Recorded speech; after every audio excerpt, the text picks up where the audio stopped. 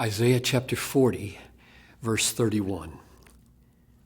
But they who wait for the Lord shall renew their strength.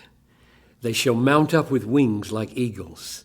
They shall run and not be weary. They shall walk and not faint.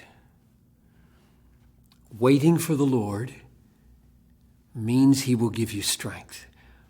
One of the most amazing truths that I ever discovered, and I was about 22 years old when I discovered it, was that God's greatness is displayed not in his gathering slaves around him to work for him, to show that he has enough authority to get workers, but rather his greatness is shown in making himself available to work for others. So if you go back up earlier in the paragraph to verse 28, have you not known? Have you not heard? The Lord is the everlasting God, the creator of the ends of the earth. He does not faint or grow weary. So there's the contrast. We're not going to faint and grow weary. Why? Because we're waiting on the one who never faints, never grows weary. So the point is, when God enables us to not faint or grow weary, because we've waited on him, we get the help and he gets the glory. There is no other God in reality like this. It says that in Isaiah 64:4. Who has heard or perceived by the ear or seen a God besides you who works for those who wait for him?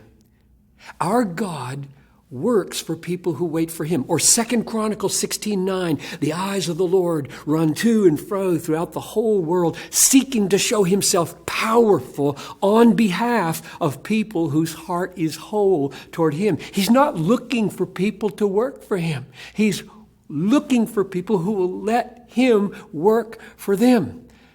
Acts 17:25, God is not served by human hands as though he needed anything, for he himself gives to all men life and breath and everything. Psalm 50, verse 15, call upon me in the day of trouble, and I will deliver you, and you will glorify me. You get to feel that God shows his power and his glory by helping weak people who wait for him. And then the most beautiful display of that was Jesus, right? Mark 10:45, the Son of Man came not to be served. He didn't come to get slaves, but to serve and to give his life a ransom for many.